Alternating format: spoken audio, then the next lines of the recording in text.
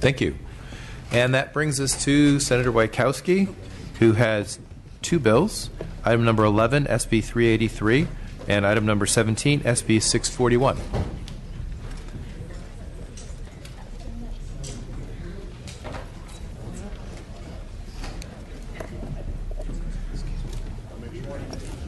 Good morning, Mr. Chair and members. Let's turn our attention to demurs, which is always exciting.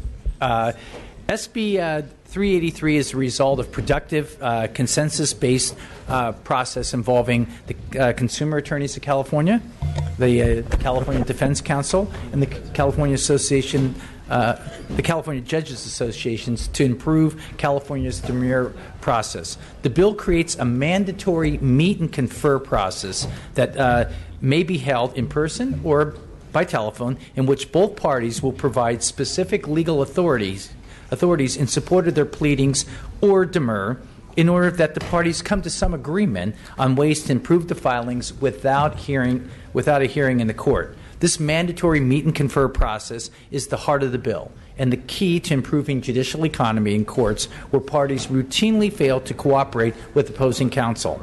When demur issues go to hearing, the time and expense involved may be far greater than if parties resolve small issues among themselves prior to going before a judge.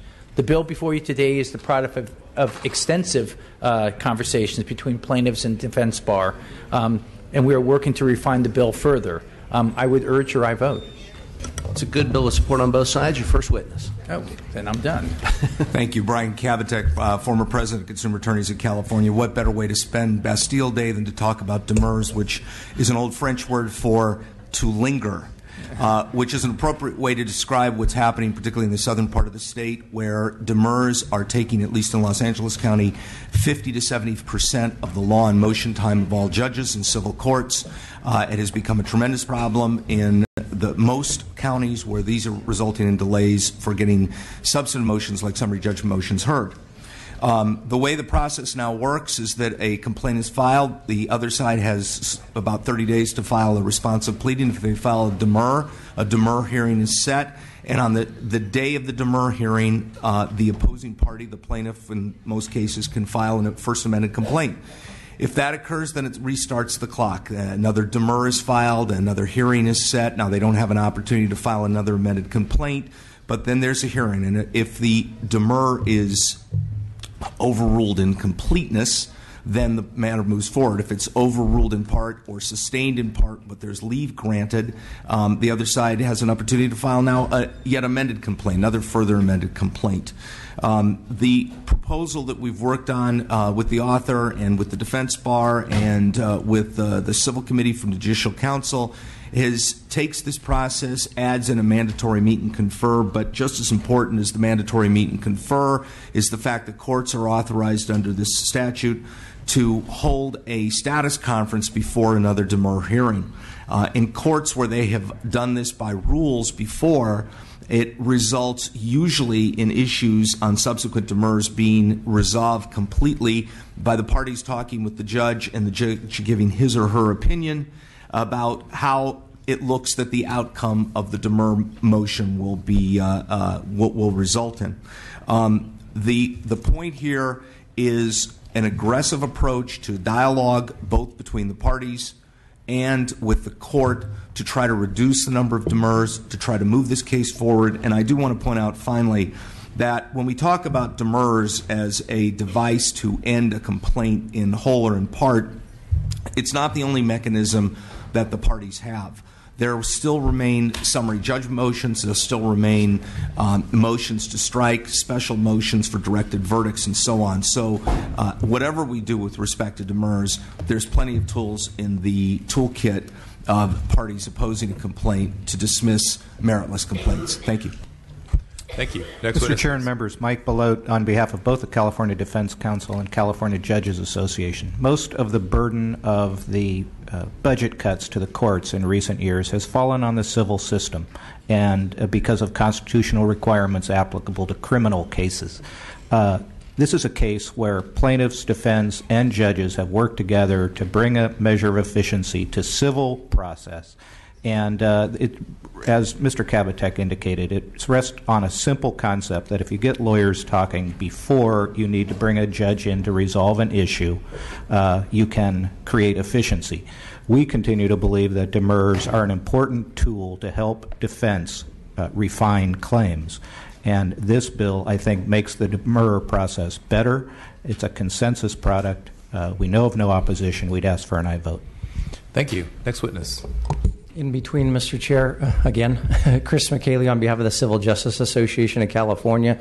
As you're aware, the bill was amended on the 9th with the amendments in print on the 10th. We were alerted to the measure by the Defense Counsel and the author's office. We're still reviewing it and getting some feedback. There has been some concern expressed about, for example, the mandatory meet and confer might delay things.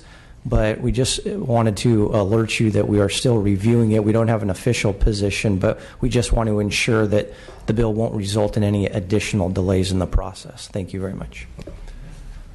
Thank you. Anyone else in support? Any opposition or tweeners? I'm glad there was some notion of it. A Wachowski bill without opposition, I'm just not sure what to do with. Shocking. Yeah. There's a motion and a second. Any other opposition? All right. Seeing none, we do have a motion and a second. Committee comments, questions? Seeing none, Senator, you may close. I see no reason to linger any longer on this matter. I urge an aye vote. Thank you. The motion is due pass to appropriations. Call the roll. Stone. Aye. Stone, aye. Wagner. Wagner, aye. Alejo. Chow. Chow, aye. Chu. Gallagher. Gallagher, aye. Garcia. Garcia, aye. Weber. Weber, aye. Mainshine. Thurman. That bill is out. Thank you.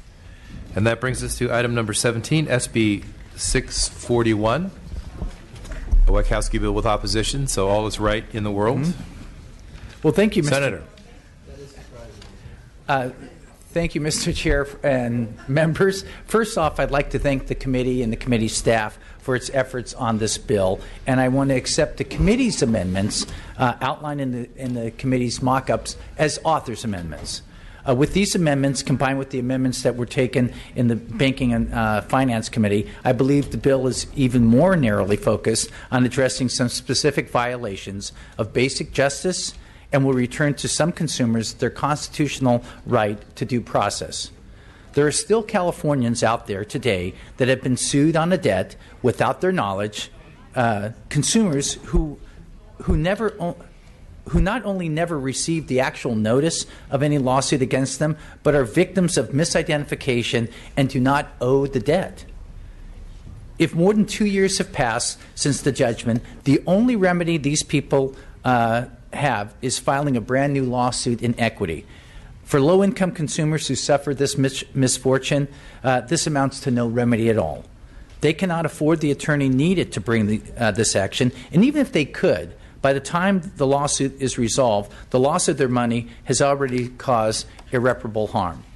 With these latest amendments, SB 641 allows these consumers the chance to have their day in court and prove to a judge why they are the wrong person while explicitly retaining judicial discretion on whether or not the original judgment is vacated.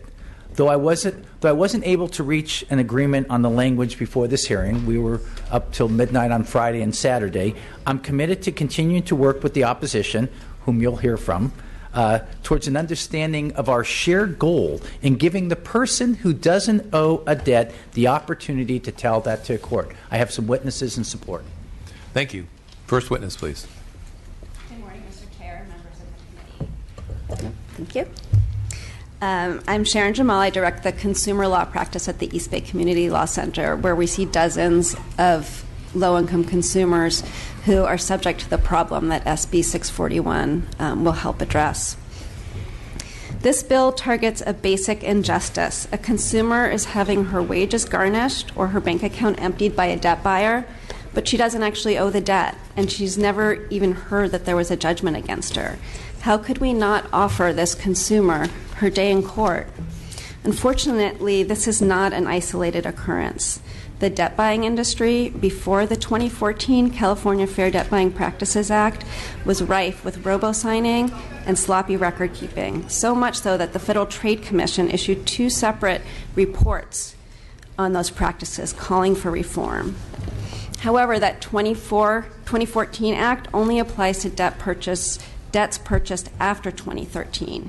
So what happens to the old default judgments, the ones taken without proper documentation or notice? Well, to this day, debt buyers are taking these old judgments and using them to garnish innocent consumers' wages and levy bank accounts. This bill will give those consumers a chance to ask a judge to look at their case, to look at the evidence presented by both sides, and to let a judge make the determination of what should happen with that judgment. It's a matter of access to justice. So our clients just this past year have included dozens of low-income individuals who this law would help. Mr. W.D. Walker, an elderly gentleman who was terrified of losing his home of 30 years due to a judgment against a Willie D. Walker, who allegedly had an AT&T wireless account and who was allegedly served at W.D.'s home. W.D. never went by the name Willie, did not live with a Willie D. Walker, and never had an account with AT&T Wireless.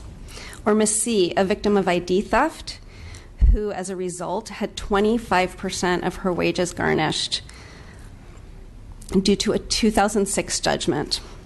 Or the taxi driver who had a default judgment entered against him for a debt he had already paid. Our low-income client struggle is the reason I'm here today, and my message is simply this. Consumers who do not owe a debt should not have their wages garnished or their bank accounts levied to pay off that debt. I respectfully ask for your aye vote. Thank you. Next witness, please.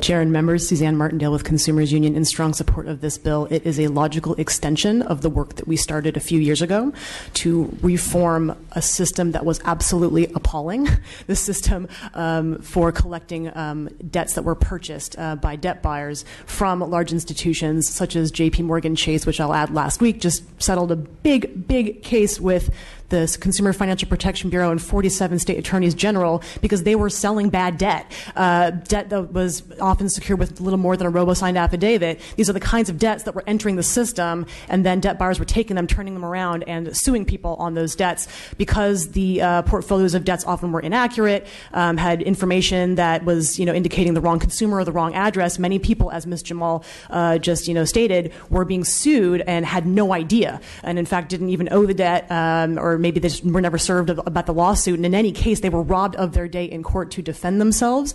Because of these bad litigation practices, we worked very closely together, Consumers Union along with the East Bay Community Law Center and the State Attorney General's Office to, in fact, enact the Fair Debt Buying Practices Act in 2013. It's a piece of legislation that we're all very proud of, but again, it applies only to debts that are sold on or after 2014. So for so many people who have been harmed by the bad old days, the Wild West that persisted just a few years ago, they are still stuck with these judgments that often they cannot overturn because their right to set aside the default and default judgment has been taken away. So what this bill does is it's so important. All it does is say that it's easier for consumers who have been wrongfully sued, who never knew about it, they can set aside the default judgment, which simply restarts the lawsuit. It does not extinguish the lawsuit. It does not mean that the consumer automatically wins, but it just ensures that they have their day in court.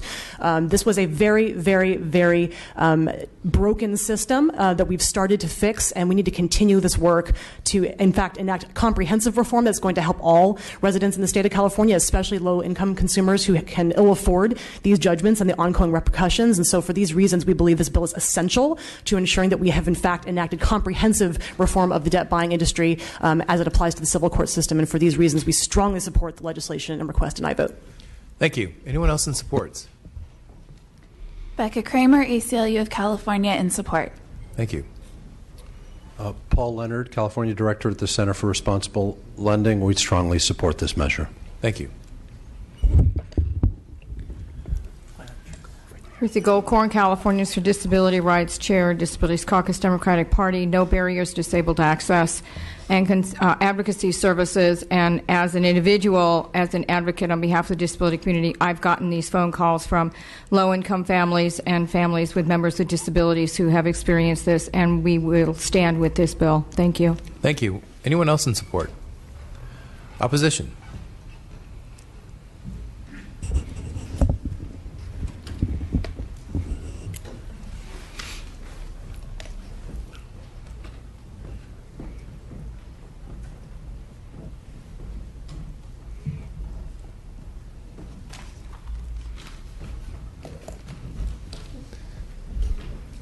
Good morning. Chairman Stone and respected members of the Judiciary Committee, my name is David Reed, and I am with DBA International, the nonprofit trade association which represents the debt buying industry. I am here before you to express the industry's strong opposition to SB 641. I take no pleasure in conveying this position to you. DBA prides itself in our ability to find common ground with legislators and consumer advocates in the development and passage of meaningful consumer protections through balanced legislation that takes into account the legitimate interests of both the consumer and business communities. In the past 4 years, this is the first time anywhere in the nation DBA International has had to take this position. DBA International has been supportive of truly transformative consumer protection laws and regulations throughout the country, including California's 2013 Fair Debt Buying Practices Act, which is recognized as the strongest law in the nation regarding the debt buying industry. We have attempted to work with the author and sponsor of SB 641 to come to the same result here. All told, DBA has offered 6 different options to work out a compromise, 4 in the past week alone. Each has been rejected. Given our immense frustration with this process, DBA International must oppose the bill for the following reasons. 1, there are a multitude of existing remedies under state and federal law which make this bill unnecessary, including the Federal Fair Debt Collection Practices Act, California's Identity Theft Act, California's Rosenthal Act, and California's Fair Debt Buying Practices Act. 2, the alleged problem from the best we can tell involves one of 2 scenarios. The first, an entirely different industry, the process serving industry, and perhaps some failures that took place within that industry. The second, identity theft, which is already covered in California law by Section 1798.93 of the Civil Code. 3, the bill has retroactive provisions which violate Article 1, Section 10 of the U.S. Constitution by punishing companies for their compliance with the law in 2010 based on criteria adopted in 2015. 4, the bill adopts identity theft procedures that pale in comparison and in some instances directly contradict the requirements of California's identity theft laws. 5, the bill grants to individuals who were misidentified post-judgment. So in other words, the correct person was in fact served and the judgment was against the correct person.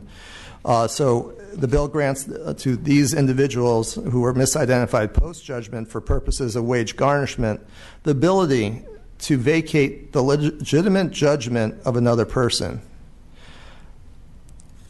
6, the bill allows the actual debtor, in this case not a misidentified person, the ability to vacate the judgment under the guise of a retrial, but if the 4-year statute of limitations has passed, there's no guarantee the court will allow the retrial, thereby expunging a legitimately owed contractual obligation based solely on the debtor's failure to recall being served and not on whether they actually owe the debt. 7, the bill has a loophole that goes above and beyond simple identity theft and mistaken identity. The language that reads, quote unquote, or other instance in which the alleged debtor is not legally responsible for the debt, end quote. We're not sure what this means, but it seems broad enough that pretty much any scenario could potentially apply to that provision. And then 8, the Judiciary Committee's proposed amendments are a step in the wrong direction and make the bill worse. The Banking Committee's reported language, while not ideal, was a step in the right direction. In conclusion, DBA respectfully requests that SB 641 be held in committee and encourage the author and sponsor to sit down with DBA International to develop a consumer protection bill that we all can support. Thank you, and I'd be happy to answer any questions. Thank you. Next witness, please. Good morning, members of the committee. My name is Sonia Gibson. I represent Encore Capital Group, and I'm here in opposition to Senate Bill 641 as it's presented to you today. The bill has two essential components that are very concerning for businesses, especially debt purchasers, who are narrowly targeted under this legislation. Like everyone else who seeks to obtain judgments on outstanding debt, like every other creditor, we are the ones specifically who now all of our valid judgments are now being questioned. There is a finality of judgments. This is a well-established concept in law that is now being challenged. We also share and agree with the author the concerns around fraud and misidentification, but this bill spans beyond those two scenarios, and I'm going to explain why. The first one being that there's a component in the bill that allows for a consumer to seek to set aside a judgment based on the concept that they didn't have actual notice of service. In current law, you have 2 years to make this claim and to seek this motion. Expanding that timeline, which this bill does, to 6 years into the future, but retroactively for judgments as far back as 2010, it's a very concerning provision to go back in time on something that requires us to go back and look at retention policies of our process servers. So, for example, when we do receive currently a motion to set aside a judgment based on process serving not being done correctly, we go back to our process servers and ask them to bring forward the pictures of service, the GPS location, the description and notes of how the process was served. And oftentimes the judge then says, bring the process server itself that served the consumer. So we bring all of this evidence and we bring all of these items to defend ourselves in the motion. This bill going back to 2010, I can't go back to 2010 and tell my process servers, guess what, you're going to need to retain these documents for the next 10 years. Any law and any new rule that requires us to change process, tell our process servers to change their retention policies must be made prospective. In this case, we're off asking to at least go back to 2010 because current law is 2 years to overturn judgments on this notion of service being incorrect. But to go back to 2010, I assure you we will not be able to defend against these cases simply on the notion that retention policies are being applied retroactively here. I know that you'll hear from the proponents that there's been an insertion of a new caveat into the bill. It says that the judge will consider into evidence the retention policies of our process servers. That's great. The judge can consider the evidence, but it doesn't provide the evidence now for us to be able to defend ourselves. Just knowing what the retention policies are doesn't bring back the documents we need to prevent the valid judgment from being set aside. The second problem with the bill is that, yes, there is this insertion of misidentification and fraud, which, again, we support being able to get those people justice, get them out of the system quickly. But in addition to that, it says, or other instances. And so I'm urging us to define what those other instances are, because as it's drafted now, other instances could be a catch-all for anything and everything. And consumers could just claim, I am another instance where the debt is not legally mine, and now you're seeking to set aside a judgment from years ago that at the time, the burden of proof was on the debt buyers. It was on us to prove that the debt was valid. And in this case, they can now seek to vacate a valid judgment if we don't then have the evidence at the time to prevent the vacating of that judgment because it goes so far back. We don't have the documents anymore. Then you're going into trial again to discuss a bill that was already heard, and the burden of proof is now back again on the debt buyer. The Truth in Lending Act only requires creditors to maintain documents for 2 years. So again, this unlimited timeline on other instances is going to cause us to go back and ask our banks, our creditors, hey, please provide the documents we use to get to this finality of judgment. And we won't be able to do that anymore because I can't go back and change our law-abiding retention policies of the past. So We need you to wrap such. up, please. Thank you very much, and happy to take any questions. I urge you to oppose the legislation as drafted. Thank you. Next witness, please. Good morning. My name is Nathan Searles. I am an attorney in Orange County, and I work for PRA Group. PRA Group is also a company that recovers consumer receivables. PRA and its 4,000 employees, 200 of which are located in 7 offices in California, oppose the bill and echo the comments of our colleagues. As an attorney, I can tell you the process of taking a judgment and then our client asks us to give it to another attorney.